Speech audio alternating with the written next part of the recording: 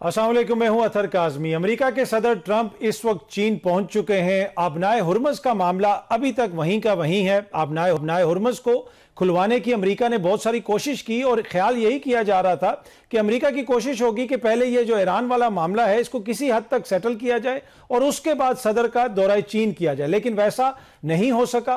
तो क्या ये दौरा जो है उसमें आबनाए हुर्मुज़ और ईरान का इशू डिस्कस होगा? क्या इसकी वजह से अमेरिका की पोजीशन कमजोर हुई है? प्रोग्राम के पहले हिस्से में हम जरा इस हवाले से गुफ्तगू करेंगे और इन सारे मामलात पे गुफ्तगू करने के लिए मुझे स्टूडियो में जुड़े major general retired Tariq Rashid साहब। सर, आपका बहुत बहुत शुक्रिया। साबिक सफीर जौहर सलीम साहब ने भी हमें ज्वाइन किया है। जौहर साहब, सर आपका भी शुक्रिया। जनरल साहब, मैं जरा आपसे शुरू करना चाहूंगा क्योंकि ये जंग का मामला था। जंग से अब अमेरिका जा रहा है चाइना, तो जो कुछ ईरान में होता रहा, आबनाए हुर्मुज़ अभी तक नहीं खुली। आप समझते हैं कि प्रेसिडेंट ट्रंप की पोजीशन किसी हद तक वीक होगी जब वो चीन जाएंगे? या किसी हद तक वीक तो जरूर होगी, ठीक, क्योंकि ट्रंप ने पूरी कोशिश कर ली। और जैसे आपको पता है कि यहाँ पे 20 से 26 अप्रैल तक जो थे वो जब 2 दफ़ा विजिट हुआ अब्बास अरागची साहब का, तो उनकी तो देखिए एडवांस एलिमेंट आ गए थे। और आज पता चला 13 जहाज आए थे। जब उन्होंने हमारा यहाँ पे खड़ा था ईरान का वो जो C-130 CBS ने जब दिखाया, तो उस पर पता चला जब पूरी ट्रैकिंग की गई तो अमेरिका के 13 जहाज आए थे, जिसमें advance element, logistic staff, administrative staff, security लोग आए हुए थे। और ईरान का तो एक ही जहाज था। और उस पर तो खैर काफ़ी क्लैरिफिकेशन आ चुकी है कि अगर पाकिस्तान ने कोई किसी किस्म की मैलिफाइड इंटेंशन होती तो हम कहीं दूर दराज उसको गिलगित करदू ले जाते, कोयटा में कहीं रख देते दूर। जी जी, वो तो बिल्कुल अलग किस्म की स्टोरी है। और उसी जिस एयरफील्ड पे उतरता रहा अमेरिकन डेलीगेशन और वो 13 जहाज उतरते आते जाते उसी पे खड़ा हुआ था वो। और नूर खान एयरबेस पे तो सर जो जहाज उतरता है बच्चे नीचे से फोटो बना रहे होते हैं। तो वो तो क्लैरिफाई हुकूमत ने कर दिया और CBS एक्सपोज हो गया जी, बिल्कुल कि आपने देखें इतनी झूठी उसकी कवरेज के अंदर। और पता ये भी चला कि ये owned by hand David Ellison और लैरी एलिसन, जो यहूदी हैं और बहुत नजदीक हैं नेतन्याहू के, और बिलियंस ऑफ डॉलर उनको देते हैं। तो ये बेसिकली सैबोटाज करने की कोशिश थी ना, मतलब पाकिस्तान की जो अल्लाह ने इज्जत दी थी, जिससे इफेक्टिव रोल प्ले कर रहे थे। और एक किस्म में ट्रम्प ने उसको भी थोड़ा साइडलाइन किया हुआ था, उसको नेतन्याहू को, और उसको कहना पड़ा टीवी पे आके कि पाकिस्तान की वजह से हमारे तल्लुकात अमेरिका से खराब हो रहे हैं। बिल्कुल। तो देखिए वहां पे हुआ 7 KPK में देखे कार्रवाई दहशतगर्दी की बढ़ गई। 22 लोग शहीद हो गए बन्नू के और लकी मरवत के उधर करके। तो यहाँ पे भी उन्होंने अपने जो स्लीपर सेल थे और जिनको वो मतलब लोग बिके हुए हैं, सिंपैथाइजर है, उनको भी एक्टिवेट किया। वहां से इंटरनेशनली पाकिस्तान के खिलाफ ये खबरें चलाई। बट जो देखें सच को आंच नहीं होती, झूठ एक्सपोज हो जाता है, सच का हमेशा बोलबाला होता है। तो वो तो हो गया। अब ट्रंप साहब की जहां तक बात है, देखें अब जब वहां जाएंगे इनके तो ऑलरेडी देखिए जो डिस्कशन एजेंडा है बड़ा हैवी सा है कि कोई मैं ख्याल है $450 बिलियन का ट्रेड डेफिसिट है।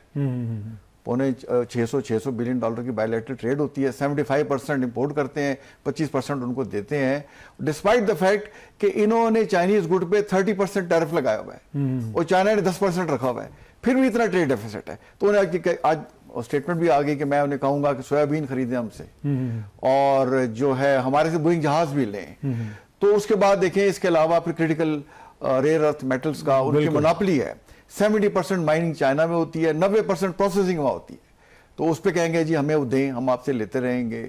फिर चाइना ताइवान पे बात करेगा कि वन चाइना पॉलिसी ऑफिशियली तो ये करते हैं, उस पर ये बातचीत होगी। और साथ वो कहेगा कि देखिए 90% तेल हमारा वहां से आता है और आप वो डिस्टेंट ब्लॉकेट लगा के खड़े में, तो इस पर बातचीत करें।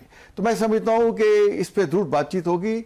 और अगर ये वहां मसला ये स्टेट ऑफ हुर्मुज़ का हल नहीं होता, फिर ये लॉन्ग ड्रॉन कॉन्फ्लिक्ट हो जाएगा। ठीक है। और वो पूरी दुनिया इसको अफोर्ड नहीं कर सकती। तो मैं उम्मीद करता हूँ अच्छी खबरें आएंगी और अल्टीमेटली पाकिस्तान जैसे चाइना के साथ, जहां चाइना है वहां पाकिस्तान है, जहां पाकिस्तान है वहां चाइना है। तो मेरा ख्याल इस्लामाबाद टॉक्स भी होंगी इंशाल्लाह। ठीक है। अच्छा जौहर सलीम साहब, ये जो दौरा है आप इसको कैसे देख रहे हैं? हमने देखा कि अमेरिका में जो चाइना की एम्बेसी है उसने कहा कि जी हमारी कुछ रेड लाइंस हैं और उसमें उन्होंने ताइवान का भी जिक्र किया। आप समझते हैं कि ये जो रेड लाइन है चाइना के लिए, स्पेशली ताइवान हो जाए, कुछ और मामलात भी हैं, ट्रंप इस वक्त इस पोजीशन में है कि वो उनको रेज करें, इतना वो असर्ट कर सकते हैं इस दौरे के दौरान? जी देखिए, जिस सेंस में उन्होंने रेड लाइन कहा वो अहम है। वो तो चाइना की जाहिर एक लॉन्ग स्टैंडिंग पॉलिसी है। और जब इनकी आपस में रफूशमान हुई थी, मुफाहमत हुई थी 1971 में, चीन की और अमेरिका की। उससे पहले तो डिप्लोमेटिक रिलेशंस भी नहीं थे इनके बीच में। तो इस प्रिंसिपल पे हुई थी कि वन चाइना पॉलिसी होगी। अमेरिका माना था कि ये कि चीन है, ये ताइवान को अलग मुल्क नहीं है। अच्छा, उस पे बाद में उन्होंने जाहिर है क्योंकि अमेरिका के ताइवान के साथ ताल्लुकात ऐसे हैं, बिल्कुल लिटरली सिक्योरिटी अम्ब्रेला भी उसको दी हुई है। और अब तो ताइवान की एक और भी मुनफरिद हैसियत है कि वो सेमीकंडक्टर्स में दुनिया का बहुत ही एक अहम मुल्क बन गया है, और बहुत सी ताइवानी कंपनी है जिनसे सेमीकंडक्टर्स अमेरिका की सबसे बड़ी कंपनीज लेती हैं। और उस हवाले से भी उसकी एक अहमियत है, ये आर्टिफिशियल इंटेलिजेंस और लेटेस्ट जनरेशन कंप्यूटर्स वगैरह जो है। तो लेकिन चीन का क्या कहना, चीन की रेडलाइंस उस पर क्या है?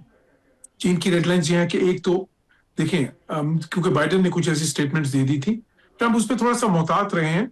और अभी ये देखें कि ये भी अहम है कि ट्रंप ने कुछ अर्सा पहले एक वो बड़ा एक जो है ना बहुत सारे वेपन्स प्रोवाइड करने थे ताइवान को अमेरिका ने, लेकिन ट्रंप ने उसको रोक के रखा हुआ है। तो वो भी एक बार्गेनिंग चिप बनेगा वहां पे। लेकिन अहम चीज ये है कि वो डिक्लेरेटरी तौर पे, यानी कि अमेरिका की ये तस्लीम करे कि वो सिर्फ जो है ना चीन की जो ताइवान में अगर कोई एस्पिरेशन है इंडिपेंडेंस की, वहां पे कुछ लोग ऐसे हैं जो ये कहते हैं अमेरिका किसी तरह उसको सपोर्ट नहीं करेगा बल्कि उसको अपोज करेगा कोई भी ऐसी टेंडेंसी। ये चीन की रेडलाइन है। अच्छा, दूसरे जो मामलात हैं जिसने जनरल साहब ने भी कहा, देखिए बिल्कुल ये ट्रेड जो है ना और इन्वेस्टमेंट बहुत अहम है। वो अमेरिका चाहता है कि जी वो ट्रेड उनके दरमियान जो है वो बैलेंस्ड हो, वो लॉपसाइडेड ना हो इस तरह से। लेकिन वो लॉपसाइडेड इसलिए नहीं है कि चाइना को उसमें जानबूझ के कोई वो डंपिंग कर रहा है। वो लॉपसाइडेड इसलिए है कि America is not a manufacturing economy anymore, तो चाइना मैन्युफैक्चरिंग इकोनॉमी है, इसलिए वो लॉपसाइडेड है ट्रेड। तो अमेरिका का जोर देना है उनका, क्योंकि उनके लिए एग्रीकल्चर लॉबी अहम है कि बीन्स लें आप या बोइंग खरीदें। ये सारी बड़ी लॉबीज हैं अमेरिका में, क्योंकि अमेरिका में इंटरेस्ट ग्रुप्स बहुत अहम होते हैं। तो जाहिर है प्रेसिडेंट ट्रम्प उनको भी प्लीज करने की कोशिश करेंगे। फिर वो एक बोर्ड ऑफ इन्वेस्टमेंट बनाना चाहते हैं, वो एक बोर्ड ऑफ ट्रेड बनाना चाहते हैं ताकि बैलेंस की जाए ये जो और ट्रेड इन्वेस्टमेंट ज्यादा चीन से।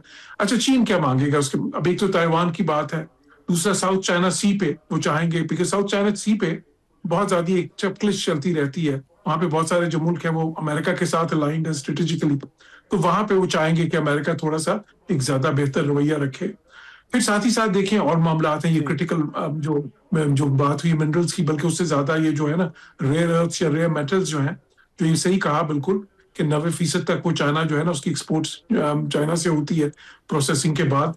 तो वो अच्छा, बल्कि वो इतना बड़ा लेवरेज है कि एक बार जब अमेरिका ने टैरिफ्स वगैरह बहुत ज्यादा लगाए थे, तो चीन ने कहा कि फिर हम ठीक है, हम आपको ये रेयर अर्थ्स नहीं देते। और ये जो रेयर मेटल्स हैं ये इतनी क्रूशल हैं कि जो इलेक्ट्रॉनिक इंडस्ट्रीज हैं, कंप्यूटर्स हैं, ये टेस्ला कार्स हैं, इवन आता कि जो उनका जो है ना बहुत ही जो आर्टिफिशियल इंटेलिजेंस और इस किस्म की बिल्कुल जो state of the art technology उसमें बहुत ही ज्यादा इस्तेमाल होते हैं। तो फिर अमेरिका एकदम अपनी पोजीशन थोड़ी सी उन्होंने बदली थी उसके ऊपर। फिर इसी तरह जो ये ईरान का मामला बहुत अहम है, उस पर बिल्कुल बात होगी। मैं समझता हूँ कि जो है ना, और देखें इस वक्त ट्रम्प किसी पोजीशन ऑफ स्ट्रेंथ से तो नहीं वहां पे जा रहे जो कि उनकी ख्वाहिश थी, वो एक पोजीशन ऑफ वीकनेस से जा रहे हैं जहां पे उनको चीन की मुआवनत चाहिए। वो मुआवनत किस लिए चाहिए कि चीन वो मुल्क है जो ईरान पे सबसे ज्यादा दुनिया में लेवरेज रखता है, 90% तेल उनका खरीदता है, $450 अरब का उनके दरमियान मंसूबा है इन्वेस्टमेंट का आने वाले सालों के लिए, एक स्ट्रेटेजिक पार्टनरशिप है। फिर उनका ये जो असला है सारा, ये जो जदीद तरीन मिसाइल्स और जिसकी वजह से इतने ड्रोन्स और ईरान ने इतना अच्छा रिटेलिएट किया है, ये भी मरहून मिन्नत है वो सपोर्ट इंडस्ट्रीज को जो सारा सामान जो चीन फराहम करता है। और बल्कि अभी तो ये इतलात भी आई हैं जिसपे तीन कंपनी सैंक्शंस हुई हैं, अमेरिका ने की है कि जी चाइना उनको जो है ना सैटेलाइट कोऑर्डिनेट्स वगैरह फराहम कर रहा था, जिसकी वजह से उनकी टारगेट प्रिसिशन इतनी बेहतर हुई। तो चीन कहेगा ठीक है, मेरा जो अंदाजा है चीन कहेगा ठीक है हम आपकी मुआवनत करेंगे, क्योंकि चीन के लिए भी जरूरी है कि अपना हुर्मुज़ खुले, वो तो बहुत ज्यादा इफेक्ट हो रहे हैं, उनकी तो एक्सपोर्ट बेस्ड इकोनॉमी है। लेकिन उसके बदले में फिर वो चाहेंगे कि बाकी चीजों पे अमेरिका लचक दिखाए। तो इसलिए मैं समझता हूँ कि देखें ये तो समिट है ना दुनिया की सबसे बड़ी दो ताकतों की, ये तो वैसे ही आम होती है, लेकिन इस पसे मंजर में इस वक्त जो ईरान वाला मामला है इसमें और भी इसकी अहमियत बढ़ गई है, इसलिए सारी दुनिया की नजरें इस वक्त उधर और ज्यादा ये अहमियत इख्तियार कर गया। जनरल साहब, जिस तरह चीन जाने से पहले एक दफा फिर ट्रंप ने पाकिस्तान की तारीफ की, जब पाकिस्तान के हवाले से क्वेश्चन किया गया उन्होंने पाकिस्तान की दोबारा तारीफ की। माजी में जिस तरह अभी जौहर सलीम साहब ने भी कहा कि 1971 तक तो उनके ताल्लुकात ही नहीं थे, उसमें जो पाकिस्तान ने किरदार अदा किया वो भी सबके सामने। इस वक्त भी आप समझते हैं कि ट्रंप को भी इस चीज का इदराक है कि पाकिस्तान को भी हमने ऑन बोर्ड रखना है अगर चीन के साथ हमने मामलात को आगे बढ़ाना है? आपको लगता है कि यकीनन पाकिस्तान को भी पता होगा कि क्या कुछ चीजें चल रही हैं, और जिस आपने फरमाया कि अभी भी हो सकता है कि जो हतमी फैसला है वो पाकिस्तान में आके हो? देखिए पाकिस्तान की क्रेडिबिलिटी, पाकिस्तान का ट्रस्ट जो उसने डेवलप किया स्पेशली मार का हक के बाद, वो तो पूरी दुनिया मान रही है और पूरी दुनिया के लीडर पाकिस्तान का देखें विजिट करने आ रहे हैं, पाकिस्तान की तारीफें कर रहे हैं। और चाइना ने भी पाकिस्तान से रिक्वेस्ट की कि आप जो मीडिएशन कर रहे हैं थोड़ी इसमें तेजी लाएं, किसने पाकिस्तान को सपोर्ट किया करके। और ये C-130 का वाक़े के बाद भी वहाँ लोगों ने सवाल कर रहे थे उनसे, तो उन्होंने कहा Pakistan leadership is a great leadership, they are great people और Pakistan is doing wonderfully well and we are with them, they are with us, they are credible partners. Pakistan की तो देखें उन्होंने तारीफ की है। और पाकिस्तान और चीन की दोस्ती तो देखें, जैसे हम कहते हैं हिमालय से ज़्यादा ऊंची है, समुद्रों से ज़्यादा गहरी है। तो वो देखिए फ़र्क क्या है, ट्रंप साहब जो ज़्यादा बातचीत ट्विटर पे करते हैं और डील करने, हर चीज़ को डील के हिसाब से लेते हैं और इकोनॉमिक्स को ज़्यादा प्रेफरेंस देते हैं। और चाइना जो है वो स्ट्रेटेजिक पेशेंस से बात करता है, वो लॉन्ग टर्म पॉलिसी पे जाते हैं, बयानात कम देते हैं। अब देखें जब से ये ट्रंप साहब इलेक्शन जीते हैं और पावर में आए जनवरी 2025 से, तो इन्होंने 145% टैरिफ लगा दिया था चाइना के ऊपर। उन्होंने रिस्पांस में 125 लगा दिया, तो इन्हें समझ लग गई। और फिर उन्होंने जो रेयर अर्थ मेटल का लिवरेज इस्तेमाल किया, तो उन्होंने 145 से करके 30% कर दिया। और चाइना ने फिर वो 125 से 10% किया हुआ है, फिर भी ट्रेड डेफिसिट है। तो बिकॉज ये मैन्युफैक्चरिंग हब है, पूरी दुनिया का मैन्युफैक्चरिंग चीजें यहाँ से जाती हैं। एलॉन मस्क देखें वो साथ गए हुए हैं, एप्पल वाले साथ आए हुए हैं। जी जी जी बिल्कुल। तो वो सारा ये सब चीज़ उसमें बातचीत करेंगे। तो मेरा ख्याल है चाइना की जो लेवरेज है, जो राइज है, उसको मत दुनिया की कोई ताकत नहीं रोक सकती। और ट्रंप साहब खुद चल के गए हैं, शी जिनपिंग साहब उधर नहीं गए। तो आप पहले उस पर टैरिफ लगा रहे थे, फिर आप खुद चल के चाइना जा रहे हैं। उन्होंने अपना ग्राउंड बरकरार रखा और अब वहां चाइना जाके आप उनसे बातचीत करें। China is a great host. तो मेरा ख्याल है दुनिया को इससे अच्छी खबरें मिलनी चाहिए। ठीक। और हमने जो डिसीजन अब अर्ली 50s में लिए थे चाइना के साथ मिलने का, और जैसे आपने कहा 71 में उनको फैसिलिटेट किया, ये तो देखिए दुनिया के फैक्ट्स हैं। और पाकिस्तान ने मार के हक के बाद जो हमारी पोजीशन आ गई और हमने मिलिट्री पावर पूरी दुनिया ने एस्टेब्लिश कर ली। अब हमने इकोनॉमिकली ग्रो करना है, इकोनॉमिक पावर बनना है और इंशाल्लाह पाकिस्तान बनेगा। और जैसे चाइना अपने स्ट्रेटेजिक इंटरेस्ट है, नेशनल इंटरेस्ट को सामने रख के पॉलिसीज करता है और पॉलिसी के मेंबर उसके लोग होते हैं। कितने देखें मिलियंस ऑफ लोगों को उन्होंने पॉवर्टी से निकाला। तो हमें भी अपने लोगों को अपनी पॉलिसी का मेंबर बनाना होगा। और पाकिस्तान की जो पोटेंशियल है critical mineral, rare earth metals के अंदर और नेचुरल रिसोर्सेज में, देखें एंटीमनी, कोबाल्ट, यूरेनियम, सोना, चांदी, तांबा, नेम ले बलूचिस्तान और बाकी जगहों पे ये मौजूद हैं। तो इंशाल्लाह पाकिस्तान जो है उसका राइज, उसकी स्ट्रेंथ अब दुनिया देखेगी इंशाल्लाह। ठीक है। अच्छा जौहर सलीम साहब, ऑब्वियसली ये जो सफारती मामलात होते हैं, डिप्लोमेटिक डिस्कशंस होती हैं, ये सम टाइम तूल भी पकड़ जाते हैं। और हमने देखा कि ईरान और अमेरिका के जो मुज़ाकरात हैं या जो भी बैकग्राउंड के अंदर एक्टिविटी चल रही है, वो थोड़ा सा तूल पकड़ रही है।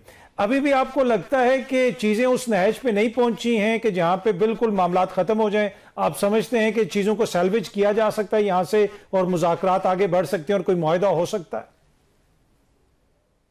जी मैं समझता हूँ बिल्कुल ऐसे हो सकता है। ऑल्दो के जाहिर है मिसकैलकुलेशन की गुंजाइश बढ़ती जा रही है जिस तरफ चीजें जा रही हैं, लेकिन बिल्कुल अभी जो है ना पॉइंट ऑफ नो रिटर्न पे नहीं पहुंचे। बिल्कुल देखिए उसमें अच्छी चीजें क्या है, सीज फायर चले जैसी भी है, उन्होंने कह दिया ट्रंप ने कि जी लाइफ सपोर्ट पे है, लेकिन है तो चल रही है। दूसरी तरफ मुज़ाकरात जैसे भी हैं, ठीक है, दोनों साइड्स की पोजीशन इतनी ज्यादा बदल नहीं रही। दोनों ने अभी तक कुछ चीजों पे बड़ा हार्ड स्टांस लिया हुआ है और मुसवदा जो प्रपोजल और काउंटर प्रपोजल जितने भी गए हैं उसमें बहुत थोड़ा फर्क है, लेकिन बात तो चल तो रही।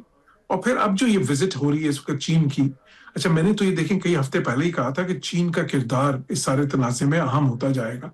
और उसकी वजह एक तो वो लेवरेज थी जो चीन को ईरान पे हासिल है, और दूसरा ये है कि चीन की एक क्रेडिबिलिटी दुनिया में, और तीसरी चीज ये है कि देखिए चीन को सबसे जो उन मुल्कों में है चीन जिसको सबसे ज्यादा जरूरत है कि अब हुर्मुज़ खुले और साथ ही साथ ईरान की नाकाबंदी या ब्लॉकेड खत्म हो, क्योंकि चीन की इकोनॉमी को तो उससे एक नाकाबिले तलाफी नुकसान पहुंच रहा है। उनकी तो सारी इकोनॉमी बेस्ड किस पे है, वो पूरी दुनिया से कमोडिटीज लेते हैं और उसके बाद उनको डेवलप करते हैं और एक्सपोर्ट करते हैं। ये उनकी इकोनॉमिक मॉडल है। अमेरिका का ये मॉडल नहीं है। अमेरिका की तो इकोनॉमी ज्यादातर उनकी डोमेस्टिक कंजम्पशन पे बेस करती है। उनको अपनाए हुर्मुज़ से कोई इतना खास फर्क नहीं पड़ता। चले पेट्रोल की कीमतें कुछ बढ़ गई हैं उधर, लेकिन उसके अलावा बहुत ज्यादा फर्क नहीं। चीन को, और फिर इसके बाद अगर इसकी वजह से दुनिया की इक्तिसादी निजाम को जो क्राइसिस का सामना है और अगर कल को रिसेशन आ जाती है तो फिर अब जो चीन तो पूरी उसकी तो एक्सपोर्ट बेस्ड इकोनॉमी है, सबसे ज्यादा नुकसान तो उन्हीं को होता है ना रिसेशन का, जो एक्सपोर्ट पर बेस्ड करते हैं। तो इसलिए चीन बिल्कुल नहीं चाहेगा कि ये अपना हुर्मुज़ की ये जो बंदिश है बरकरार रहे, ये नाकाबंदी जो है ईरान की ये बरकरार रहे। तो मैं समझता हूँ चीन मावनत करेगा और अमेरिका मैं समझता हूँ कि उनसे मदद मांगेगा इस वक्त। प्रेसिडेंट ट्रंप बिल्कुल कहेंगे कि जी देखें आप इस वक्त इस पोजीशन में है, आप समझाएं ईरान को, और उनको पता है और आपकी लेवरेज है ईरान पे। और चीन मेरा अंदाजा है कि कहेगा ठीक है बिल्कुल हम उनको कन्विंस करने की कोशिश करेंगे, लेकिन आपकी थोड़ी सी लचक सलीम साहब, आपको लगता है कि ईरान सुन लेगा? ईरान भी उस पोजीशन में अभी है कि जहां पे वो कुछ ना कुछ चीजों को सेटल करना चाहता है? देखिए ईरान बिल्कुल सेटल करना चाहता है और उनको सेटल करना चाहिए मेरे ख्याल में, क्योंकि एक विन विन सिचुएशन तभी बनेगी अगर दोनों तरफ से लचक दिखाई जाएगी। ईरान में थोड़ा सा एक चैलेंज जो मैं समझता हूँ है वो ये है कि देखिए हार्डलाइनर्स अमेरिका में भी हैं, लिंडसे ग्राहम जैसे लोग, पीटर हेगसेथ जैसे लोग, लेकिन ईरान में जो इस वक्त हार्डलाइनर्स हैं, क्योंकि वहां पे लीडरशिप जो सी है वो असैसिनेट हो गई थी टॉप लेवल की, तो उसमें बहुत सी कलीदी पोजीशंस पे जिस तरह बाकिर जुल्कदर हैं जो सेक्रेटरी हैं नेशनल सिक्योरिटी काउंसिल के, हसन रजाई हैं नेशनल सिक्योरिटी एडवाइजर हैं, फिर उसके बाद वाहिदी हैं जो कमांडर इन चीफ हैं इस वक्त पास्ताराम के, ये सारे जो है ना ये जरा इनकी सोच थोड़ी सी जो हार्ड लाइन की जानिब है ज्यादा, मतलब जो है तो आप समझ लें ज्यादा कटाना पसंद है और वो ज्यादा जो है ना एक वो चाहते हैं कि नेगोशिएशन को ड्रैग करें, वो चाहते हैं कि वो समझते हैं कि उनकी पोजीशन इस वक्त एक ऐसी बनी है जिस पे उनको मैक्सिमम कंसेशंस लेनी चाहिए अमेरिका से। लेकिन उसमें होता क्या है, अब ईरान में एक हवा ये बन गई है कि जी अपना हुर्मुज़ तो हमारा है, एक नैरेटिव जो है ना ये बन गया है। इसी तरह एक नैरेटिव बन गया कि हम तो जंग जीत चुके हैं, लेकिन उसकी वजह से फिर मुश्किल ये भी हो जाता है कि जो थोड़ा सा वॉक पैक करना और लचक दिखाना भी मुश्किल हो जाता है। तो थोड़ा सा प्रैग्मेटिस्ट के लिए उधर इस वक्त मसला हो रहा है। उसमें भी मैं समझता हूँ कि चीन एक अहम रोल अदा कर सकता है, बिकॉज चीन पे तो सबका इत्तेफाक होगा वहां पे, प्रैग्मेटिस्ट का भी और हार्डलाइनर्स का भी। तो इसलिए एक तो मैं बहुत मसला समझता हूँ। दूसरा मैं समझता हूँ जो अमेरिका से ज्यादा मसला है इजराइल की तरफ, क्योंकि इजरायली नहीं चाहते कि ये जंग जो है खत्म हो, वो तो चाहते हैं दोबारा अमेरिका अटैक करे और उनको मौका मिले ईरान को तबाह करने का। और देखिए अगर ईरान रिटेलिएट करता है तो सबसे पहले ये जोर साहब आपका बड़ा इंपॉर्टेंट पॉइंट है जनरल साहब, मैं इस पे जरा आपका भी ब्रीफली चाहूंगा आखिर में कि जिस तरह उन्होंने कहा कि ईरान के अंदर हार्डलाइनर्स उनका मसला है, अमेरिका के लिए इसराइल मसला है। अब यहाँ पे अमन करवाने की जो पाकिस्तान की कोशिश है वो सबके सामने, लेकिन हमारा भी एक मसला है, ये जो हमारा नेबर है जो अपनी प्रॉक्सीज के जरिए जो पाकिस्तान के अंदर जो कुछ करवा रहा है, आपको लगता है कि उसको भी इस वक्त हमें दुनिया के सामने रखने की जरूरत है जब ये सारे मामला हल हो जाएं और दुनिया को बताएं कि भाई ये भारत पाकिस्तान में क्या कर रहा है? देखिए हमने तो बहुत दफा बताया है और वो हम बताते भी रहेंगे।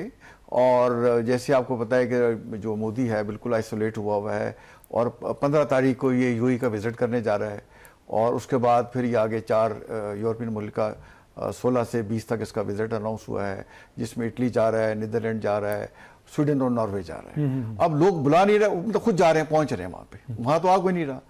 तो हमारी जो तमाम ये चीज़ें हैं, हमें अक़वाम मुत्तहिदा में वहाँ चाइना प्रेसिडेंट है सिक्योरिटी काउंसिल का, वहाँ सबूत के साथ जाना चाहिए। और ईरान भी चला गया है अमेरिका के खिलाफ इंटरनेशनल कोर्ट ऑफ जस्टिस में, तो हमें ये सब सबूत वहाँ रखने होंगे। और ये हमारे पास देखे एससीओ के मेंबर हैं और चाइना की सपोर्ट हमारे साथ बहुत बड़ा रोल प्ले कर सकती है, अमेरिका को भी एग्जर्ट कर सकते हैं। तो इंशाल्लाह आने वाले दिन में हम इनका भी जो अंदर हम खुद कर सकते हैं ना अथर, वो हमें करना चाहिए। काली भेड़ों का सफाया और लोगों को ऑन बोर्ड लें कि लोग खुद आके रिपोर्ट करेंगे देखिए वहां दहशतगर्द छुपा हुआ है, उसका हमने कला गमा करना है। बिल्कुल ठीक है, ये बड़ा इंपॉर्टेंट फैक्टर है कि अंदर से अपने आप को हम अपने इत्तेहाद का मुजाहरा करें, यूनिटी का मुजाहरा करें और एज ए कौम दहशतगर्दी की लानत को खत्म करें। बिल्कुल। जनरल साहब, जौहर सलीम साहब, आप दोनों शख्सियात का बहुत बहुत शुक्रिया जी। एक छोटी सी ब्रेक लेते हैं, ब्रेक से वापस तो गुफ्तगू के सिलसिले को आगे बढ़ाएंगे। वेलकम। अब थोड़ी सी पाकिस्तान की भी बात कर लें। हुकूमत की जानिब से मुसलसल ये दावे किए जा रहे हैं कि मईशत काफी बेहतर हो गई है। पिछले हुक्मरानों पर वो ये इल्जाम लगाते थे कि मुल्क इन्होंने एक तरह से गिरवी रख दिया IMF के सामने। आज ही IMF की टीम पाकिस्तान पहुंच चुकी है और कहा यह जा रहा है कि अगले 10 दिन यह टीम पाकिस्तान में रहेगी। अगले साल का जो अगले माली साल का बजट तैयार हो रहा है उसमें वो अपनी इनपुट देंगे। अब इस वक्त तक ये सूरत हाल क्यों है पाकिस्तान में, इस हवाले से भी गुफ्तगू करेंगे।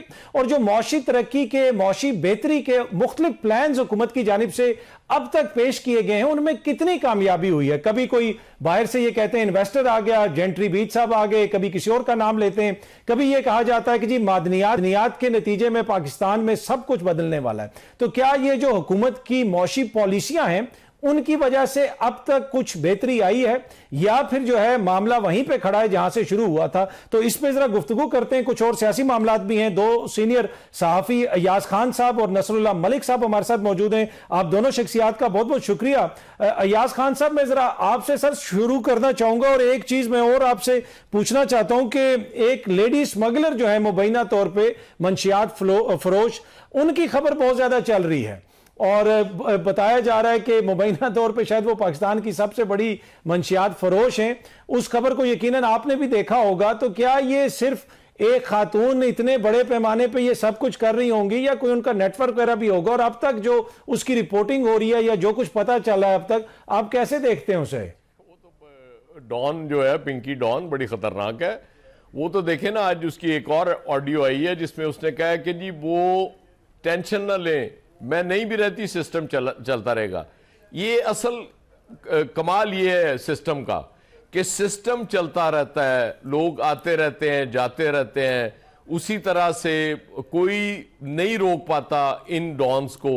ये अब उसकी वजह बुनियादी तौर पे ये है कि एक साहब मुझे बता रहे थे कि कोई 800 इंपॉर्टेंट शख्सियात हैं जिनके साथ वो राब्ते में है। मतलब कोई वो बड़े लोग हैं कुछ, जो जाहिर है उसके क्लाइंट्स होंगे, क्योंकि आप इस्लामाबाद को छोड़ें, लाहौर में आए आप, ये वीकेंड्स पे स्पेशली फ्राइडेज से यहाँ पार्टी शुरू हो जाती हैं, उसमें सब कुछ अवेलेबल होता है, एक एक चीज़ अवेलेबल होती है। और इसी तरह से फिर जाहिर है वो सिस्टम तो चलना है, उस सिस्टम को आप नहीं रोक सकते। और फिर सबसे बड़ी सहूलतकार पुलिस बनी, पहले उसका जुडिशल हुआ और उसके फिर बाद आज वो चूंकि प्रेशर बहुत पड़ गया, और ये भी चूंकि अभी प्रेशर है इसलिए वो रिमांड भी हो गया, पुलिस को रिमांड दे दिया गया।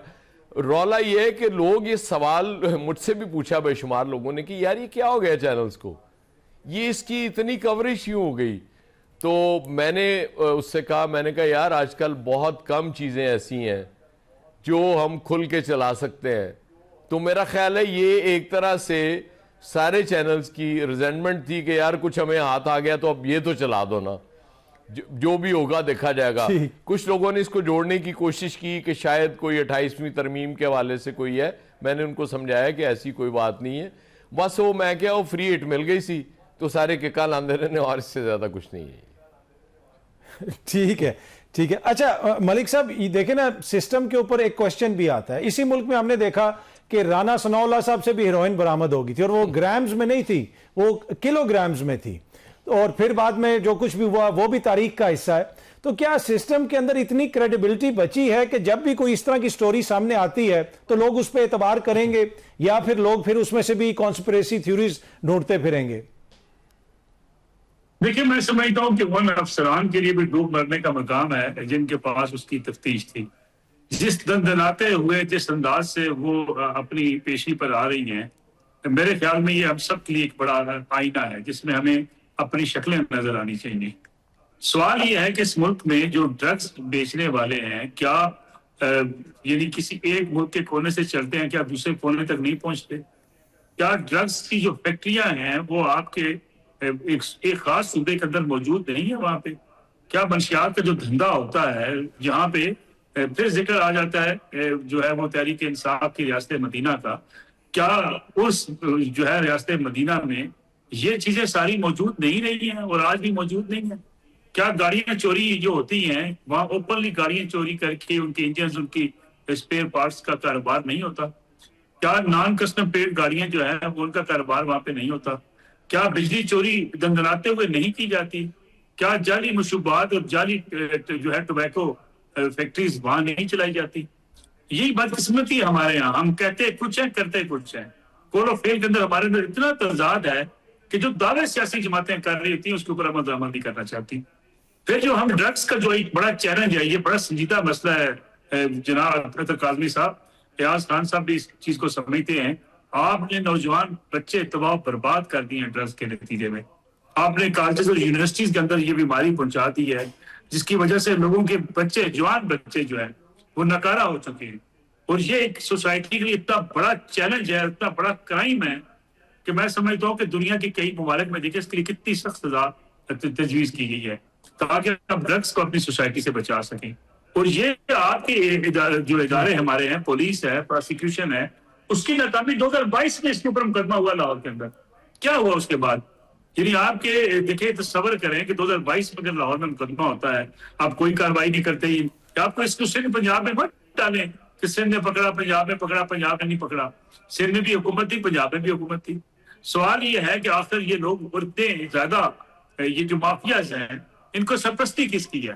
اور آپ اگر سرپرستوں کو نہیں روکیں گے، میں آپ سے عرض کروں، اس وقت آپ کے سب سے بڑا چیلنج جو ہے اس سوسائٹی کے لیے یہ ڈرگز کا ہے، جو آپ کے نوجوان نسل کے لیے ایک ایسی زہر بن چکے ہیں کہ اگر آپ نے اس پہ ایسا ایکشن نہ لیا کہ ان کو بالکل آپ نے ایلیمینیٹ نہ کیا تو آپ کو بھگتیں گے پھر کئی سال تک اس بیماری کو. ٹھیک ہے. اچھا ایاز خان صاحب، دوسرا جو بڑا مسئلہ ہے پاکستان کے اندر، بلکہ سب سے پہلا جو بڑا مسئلہ ہے وہ معیشت کا ہے. حکومت مختلف چیزوں کو ایک طرح سے وہ سامنے بھی لے کے آتے ہیں، ان کو فلوٹ کرتے ہیں. وہ یہ کہتے ہیں اب اس چیز سے بہتری آ جائے گی، اب اس چیز سے بہتری آ جائے گی. کبھی معدنیات کے حوالے سے کہا جاتا ہے، مصدق ملک صاحب نے کہا کہ کتنے ارب کی تو ہم صرف مٹی بیچیں گے. اور جس طریقے سے انہوں نے اور حکومتی وزراء نے معدنیات کے حوالے سے بتایا، یقین کیجئے گا ایاز خان صاحب، 3 دن میں نے زمین پہ پاؤں صحیح نہیں رکھا کہ شاید نیچے کوئی معدنیات خراب نہ ہو جائیں. اب صورتحال یہ ہے کہ ہم کھڑے ہوئے کدھر ہیں کہ آئی ایم ایف کی ٹیم یہاں پہ آئی ہوئی ہے اور 10 دن وہ یہاں پہ رہے گی اور آپ کا بجٹ جو بن رہا ہے اس کی وہ سپرویژن کرے گی. کیسے دیکھتے ہیں آپ اسے؟ وہ ایک جگہ سے نا، ایک دفعہ وہ میرے دونوں قائدین موجود تھے، غالباً ملک صاحب بھی ہوں گے وہاں، جہاں سے سونا نکل آیا تھا. وہ ہمیں دکھایا گیا تھا کہ جی بس اس ملک کے حالات اب بدلنے والے ہیں، آپ فکر نہ کریں. یہ ہمیشہ اسی طرح ہوتا ہے اطہر، اسی طرح چل رہا ہوتا ہے کہ جی یہ ہو جائے گا. ہمارے نا اصل میں کمیٹیاں بنانے کا، ادارے بنانے کا بڑا شوق ہے کہ جی یہ ایک نئی کمیٹی ڈال دی ہے. وہ کمیٹی وہ والی ہوتی ہے جو نکلتی نہیں ہے، وہ لے کے بھاگ جاتا بندہ نا، جس کے پاس ڈالی ہوتی ہے آپ نے. پھر ایک وہ بن جاتا ہے ادارہ کہ جی بس اب یہ ادارہ ہم نے بنا دیا ہے، اب دیکھیں اس میں ایسے شاندار لوگ ہم نے رکھ دیے ہیں. رولا صرف یہ ہے کہ اس ملک کی معیشت ان چیزوں سے ٹھیک نہیں ہو سکتی. دیکھیں یہ میں بڑے عرصے سے کہہ رہا ہوں، یہ عمران خان صاحب کے دور میں بھی بڑا ہوا کہ جی دیکھیں قرضہ اتنا بڑھا دیا اس حکومت نے، ریکارڈ قرضہ لے لیا، آج تک اتنا قرضہ نہیں لیا تھا. اس دور کا قرضہ پی ڈی ایم کی گورنمنٹ اور اب کا اگر آپ ملا لیں تو وہ کچھ بھی نہیں تھا، لگتا ہے کہ انہوں نے کیا ہی کچھ نہیں تھا. مہنگائی پہ یہاں مہنگائی مکاؤ مارچ ہو رہے تھے. میں سب سے زیادہ بیٹھ کے تنقید کر رہا تھا اس دور میں اس پہ. میں نے بلکہ خان صاحب سے ایک دفعہ کہا، میں نے کہا میری بیگم نے خان صاحب آپ کے لیے ایک میسج بھیجا ہے کہ یہ عمران خان اندھا ہے، اسے نظر نہیں آ رہا مہنگائی کتنی ہوگی. میری بیگم لڑی کہ تم نے ایسے ہی کہہ دیا. میں نے کہا ظاہر ہے یار، تم نے جو کہا تھا میں نے ایڈیٹنگ تھوڑی کرنی تھی اس میں. یہ حالت تھی. لیکن تب میں نے ایک بات بھی کہی تھی اس وقت، میں نے کہا مہنگائی اتنی ہو جائے گی اس گورنمنٹ کے جانے کے بعد کہ آپ کو شاید عمران خان کی گورنمنٹ فرشتہ لگے کہ یار وہ تو مہنگائی تھی کچھ نہیں. یہ اس طرح سے آپ قرض اتارنے کے لیے جب قرض لے رہے ہیں، مجھے تو حیرت اس بات کی ہوتی ہے کہ اللہ نے ہمیں ڈیفالٹ سے کیسے بچایا ہوا ہے. پریکٹیکلی ہم ڈیفالٹ کر چکے ہوئے ہیں، اس میں کوئی شک والی بات ہی نہیں ہے. صرف یہ ہے کہ اناؤنس نہیں کرتے ہم. مطلب ان حالات میں اس طرح سے جا کے لے کے آپ نے جب معیشت چلانی ہے، آپ کا بجٹ پہلے تو ہوتا تھا نا جی آئی ایم ایف سے ہوتا تھا، چلیں جی مشاورت ہو گئی بجٹ کی. اب تو باقاعدہ منظوری آئی ایم ایف نے دینی ہے آپ کے بجٹ کی. آپ بجٹ پیش نہیں کر سکتے جب تک آئی ایم ایف اس کی منظوری نہیں دے گا. تو اس حد تک پھر ہم کہتے ہیں جی ہم ایک خود مختار قوم ہے، ہماری بڑی دنیا میں. ٹھیک ہے یار، انٹرنیشنل لیول پہ اس وقت آپ بڑا اچھا آپ کا نام بنا ہوا ہے، ٹرمپ صاحب گریٹ کہی جا رہے ہیں. اللہ کرے یہ ہمیں گریٹنس اسی طرح ہمارے ملک کی رہے. ہماری شان ہے کہ ہمارے ملک کی تعریف ہو. انڈیا کے ساتھ ہم جیتے تھے، پوری قوم ایک پیج پہ تھی. آپ نے رانا ثناءاللہ کا نام لیا جو کلو گرام نے ہیروئن پکڑی گئی تھی. کوئی ایک جرنلسٹ بتا دیں جو پی ایم ایل این کا بدترین مخالف بھی ہو، جس نے اس کی حمایت کی ہو. سب نے مذمت کی تھی. تو یہ ہم اس طرح کے ہیں، ہمیں پتہ ہے، ہمیں چیزیں نظر آ رہی ہوتی ہیں، بعض دفعہ ویسے ہی اکھاں بند کر لیتی ہیں. ٹھیک ہے، ایک چھوٹی سی بریک لیتے ہیں جی. بریک سے واپس آئیں گے تو نصر اللہ ملک صاحب سے اور ایاز خان صاحب سے کچھ مزید باتیں کریں گے ایک چھوٹی سی بریک کے بعد. Welcome back. اچھا نصر اللہ ملک صاحب، آج حکومت کی جانب سے دوبارہ تمغے دیے گئے اور کافی ٹیلنٹ اب ابھر کر جو ہے نا اس ملک میں آ رہا ہے. پچھلی حکومتیں کافی کثر نفسی سے کام لیتی رہیں، پاکستان میں ٹیلنٹ کی کمی نہیں تھی، لیکن اب وہ تمغے وغیرہ جس طرح دیے جا رہے ہیں وہ نظر آ رہا ہے. اویس لغاری صاحب کو بھی تمغہ دیا گیا. آج ہی ایک دوست سے بات ہو رہی تھی, وہ یہ کہہ رہا تھا کہ اس ملک میں کوئی اپوزیشن نہیں ہے شہباز شریف کی, صرف اور صرف جو بجلی کا بل ہے وہ شہباز شریف صاحب کی اپوزیشن ہے, مہنگی بجلی جو ہے وہ شہباز شریف صاحب کی اپوزیشن ہے, لوڈ شیڈنگ شہباز شریف صاحب کی اپوزیشن ہے. لیکن اسی وزیر کو جس کے انڈر یہ سب کچھ ہو رہا ہے اس کو تمغہ دے دیا گیا. ملک صاحب کیسے دیکھتے ہیں آپ؟ دیکھیں, میں سمجھتا ہوں پہلی بات تو یہ ہے کہ وزراء کو جو ہے اپنی پرفارمنس یا اپنی کوئی بڑی بہترین کارکردگی کا مظاہرہ کر کے ان تمغوں کا مستحق ہونا چاہیے. سیاسی میدان کے اندر اگر انہوں نے کوئی بڑا ایک شاندار کیریئر گزارا ہو یا انہوں نے ملک کی خدمت کے لیے کوئی بڑے اہم کام کیے ہوں تو ضرور دے دینا چاہیے. مجھے ان تمغوں کے بارے میں تو سچی بات ہے, کئی بار جب عمران خان صاحب کے دور میں دیے گئے تب بھی لوگ بڑے معترض تھے, ماضی میں جب دیے گئے تب بھی لوگ اعتراض کرتے ہیں. لیکن ایک چیز بہرحال ضرور ہونی چاہیے جس کا ذکر آپ نے کیا کہ آج اگر مس مینجمنٹ ہے تو آپ کے بجلی کے نظام کے اندر ہے. اگر آج چوری ہے اس ملک کے اندر, غریب آدمی پس رہا ہے تو بجلی چوری کی وجہ سے پس رہا ہے.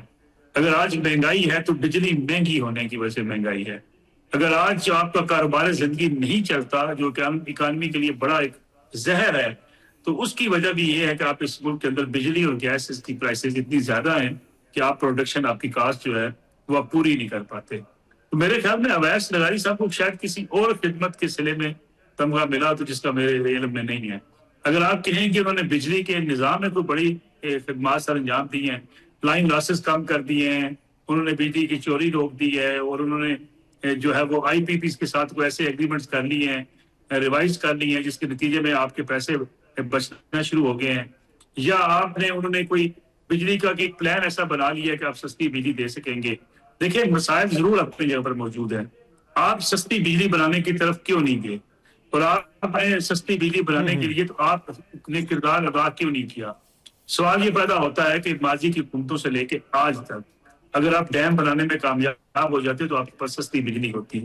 یہ میرے خیال میں ہم پوری قوم قصوروار ہے. پوری قوم سے مراد یہ ہے کہ یہ ساری حکومتیں جو گزری ہیں یہ قصوروار ہیں. جن لوگوں نے یہ نعرے بیچے کہ جو نوشہرہ ڈوب جائے گا, خیبر پختونخوا ڈوب جائے گا, انہوں نے بھی سیاست کی. جن لوگوں نے کہا سندھ ڈوب جائے گا انہوں نے بھی سیاست کی. جنہوں نے کہا کالا بار ڈیم نہیں بننے دیں گے انہوں نے بھی سیاست کی. لیکن اس سیاست کے نتیجے میں آپ کو نقصان پہنچا. اور آج اگر آپ بجلی سستی پانی سے بجلی بنا چکے ہوتے تو آپ کو نہ مہنگے آئی پی پیز لگانے پڑتے, نہ آپ کو کوئل کے ذریعے بجلی بنانی پڑتی, نہ آپ کو تھرمل سے بجلی بنانی پڑتی. یہ پیٹرولیم مصنوعات جب بڑھتی ہیں آپ کی قیمتیں بڑھ جائیں گی. آپ نے الٹرنیٹ کے اوپر جانے کی بجائے, کوئی پالیسیاں اختیار کرنے کی بجائے, آپ نے اس میں جو ہے ایسی پالیسیاں اختیار کی جسے عام آدمی پستا چلا گیا. اب اگر ان کی کسی اور پرفارمنس کو انہوں نے پیش نظر رکھا ہے تو اس کے بارے میں میرے علم میں سچی بات نہیں ہے. لیکن میں سمجھتا ہوں کہ پاکستان میں اگر کسی نے پاکستان کے لیے کام کیا ہے کسی بھی شعبہ ہے زندگی کے اندر, ویسے میں نے بہت سے لوگوں کو بڑے کام کرتے دیکھا, بہت سے لوگوں کو جائز طریقے سے بھی جو ہے ان کو ایوارڈز دیے جانے چاہیے, لوگوں کو اپریشیٹ کیا جانا چاہیے. لیکن سوال اگین یہ ہوتا ہے کہ اگر کسی نے ملک کی خدمت کی ہے اپنی ذات کی خدمت کے علاوہ تو پھر اس کو ضرور ریکگنائز کیا جانا چاہیے. ٹھیک ہے, وہاں پہ جو اناؤنسمنٹ ہوئی وہ یہی تھی کہ توانائی کے شعبے میں جو ان کی خدمات ہیں اور گردشی قرضوں کو شاید کم کرنے میں انہوں نے کچھ کیا. لیکن اس وقت جو پاکستان کا یہ توانائی کا شعبہ ہے اس کے ساتھ جو کیا گیا ہے پاکستان میں اس کی دنیا میں کوئی نظیر نہیں ملتی. خطے میں سب سے زیادہ مہنگی بجلی ہم لے رہے ہیں. یہاں پہ آئی پی پیز حکمران خاندانوں کی ہیں, کتنا پیسہ ان کو کیپیسٹی پیمنٹس میں دیا جاتا ہے. اور ان ساری چیزوں کے ہوتے ہوئے کہ ابھی کچھ دن پہلے جس قسم کی لوڈ شیڈنگ ہوئی, اس ماحول کے اندر ایک حکومت اٹھتی ہے اور وزیر توانائی کو تمغہ دے دیتی ہے. ایاز خان صاحب کیسے دیکھتے ہیں آپ اسے؟ ملک صاحب, فرق یہ پڑا کہ پہلے وہ ملتے تھے پرچون کے حساب سے, اب تھوک کے حساب سے ملتے ہیں. میرا سوال یہ ہے کہ کوئی گورنمنٹ اپنے وزیر کو دے کیسے سکتی ہے یار تمغہ, جتنا مرضی بڑا اس نے کارنامہ کیا ہو. اگر تو معیار یہ ہے کہ وہ بیڑا غرق کرنے پہ ملنا ہے تو پھر سارے وزیروں کو ملنا چاہیے. سب سے بڑا ایوارڈ ملنا چاہیے وزیر خزانہ کو. جو کہہ رہے ہیں زرعی ترقیاتی بینک بھی فضول ہے, وہ بھی بند ہو جانا چاہیے اس ملک میں. باقی وزیروں کا کیا قصور ہے یار جو رہ گئے ہیں, اتنا زبردست کام کر رہے ہیں, اتنا شاندار کام کر رہے ہیں, آپ کے لیے بیڑا غرق کر رہے ہیں, عام آدمی کا تباہ و برباد کر رہے ہیں, ان کی ایسی شاندار پالیسیاں ہیں. تو آپ مطلب ایک ہی دفعہ پوری کیبنٹ کے لیے اناؤنس کرا دینا چاہیے آپ کو کہ ہاں یہ کر دیں گے یار, چلے وزیر مملکت ہے اس کو ذرا چھوٹا تمغہ دے دیتے ہیں, دوسرے کو بڑا دے دیتے ہیں. اور میں حیران ہوں, ایک شخص وہاں آج ایک صاحب بیٹھے ہوئے تھے, میں دیکھ رہا تھا, وہ بار بار اپنے 2 تمغے چیک کری جا رہے سن. مطلب اب حالت یہ ہے کہ ایک سے تسلی نہیں ہو رہی لوگوں کی, وہ کہتے ہیں یار کہ نہیں ایک اور دے دو, 2 اور دے دو. مجھے یاد ہے ایک جرنلسٹ عمران خان کے دور میں کہتے ہیں وہ مجھے دے رہے ہیں پرائڈ آف پرفارمنس, تو میں نے ان سے کہا کہ نہیں اس سے بڑا مجھے دے دیں. اچھا وہ پرائم منسٹر کے سامنے بات ہو گئی, وزیر اطلاعات سے بھی بات ہو گئی, شبلی فراز تھے, اس کے بعد سیکٹری اور اس کو پھر گھیرا ہوا انہوں نے پی آئی اے کو, پھر وہی بات شروع کر دی. اور میں کہ یار انہوں نے ایک اور نشانے ادھر ہی دے دو, خدا دا نہ جائے. وہ کہتے ہیں یار میں سیریس ہوں, تو میں کہ میں کیڑا مذاق کر رہا. یہ حالت ہے. ایک ہمارا کولیگ جب شاہ جی عباس ستر صاحب مرحوم کو ملا ایوارڈ, تو وہ سائٹیشن دینے گیا, اس نے سیکٹری انفارمیشن سے پوچھا یہ ایوارڈ کیسے ملتے ہیں, اس نے کہا تمہیں چاہیے, بالکل چاہیے. اس نے کہا لاؤ سائٹیشن لاؤ. نیکسٹ ایئر سیم ایوارڈ جو عباس ستر صاحب کی زندگی بھر کی خدمات کے بعد ملا تھا, وہ ہمارے اس دوست کو ملا تھا ایوارڈ. اس طرح بھی ایوارڈ اس ملک میں ملتے ہیں. بہرحال مبارک ہو جن کو ملتے ہیں. ملک صاحب ٹھیک کہہ رہے ہیں کہ اب ایوارڈ لینے والے جو ہے نا ان پہ سوال اٹھتا ہے, جو نہیں لیتے وہ ان کے لیے اصل ایوارڈ ہے کہ ان کو نہیں مل رہا. اللہ کا بڑا کرم ہے. ایاز خان صاحب, نصر اللہ ملک صاحب, آپ دونوں شخصیات کا بہت بہت شکریہ جی. ایک چھوٹی سی بریک لیتے ہیں, بریک سے واپس آئیں گے تو گفتگو کے سلسلے کو آگے بڑھائیں گے. ویلکم بیک جی. پروگرام دیکھنے کا شکریہ. سوشل میڈیا پر فیڈ بیک ضرور دیجیے گا. کل اگین آپ سے اسی ٹائم پہ ملاقات ہوگی. Thank you very much.